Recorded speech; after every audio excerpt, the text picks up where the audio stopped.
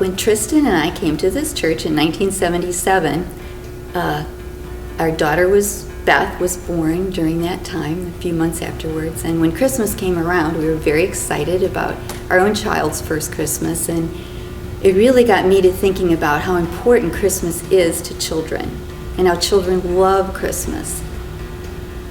And at that point, I really felt like we wanted to make the Christmas Eve service something exciting to the kids, not just a normal worship service, but something where they could not only focus on all the fun side parts of Christmas, but that they could look forward to the birth of Christ. So what we started with the first couple of years were stories. We found some really good children's stories with Christmas themes that drew the kids in and told those stories as part of the service. And then as we had a few more children, we started helping them help tell the story. They would have parts and we kind of put it together.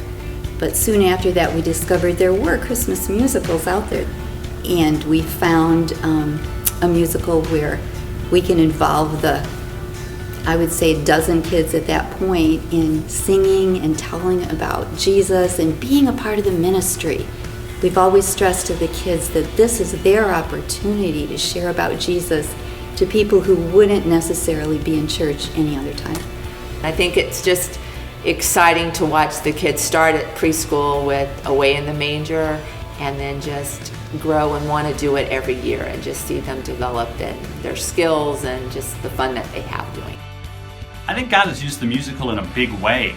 Oftentimes it's the very first entry point for families into the church. We've got kids that aren't part of our church family who take a role in the musical. That means their parents are going to bring them to the rehearsals every week. That means their parents, their aunts and uncles and grandparents are going to come to the performances that are done. And it's just a great way, in a non-threatening way, to reach out and introduce ourselves to families, let them know that we care about their kids and we care about them as well. We really stress with the children when we start practicing, and really every week, that we are doing this to honor God and honor Christ, and also share with our friends and families that come the reason we celebrate Christmas, and that is to celebrate the birth of Jesus. It's a lot of work. There's a lot of organization. There's a lot of steps in putting together a program. And I remember one year when our middle daughter, Coco, was, somewhere between 8 and 10, and it really didn't look like we had the manpower to do a Christmas musical that year. And I knew she would be very disappointed, so I tried to really break it to her and was trying to explain to her how this just wasn't going to work this year. And she asked me, well, Mom, are we still going to have a Christmas tree? I thought, of course we'll have a Christmas tree. Are we still going to give presents? Well, sure.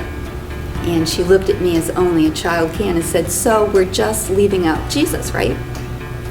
Well, we had a musical that year, and we have ever since. It's just, we do want Jesus to be the central point of Christmas to our children.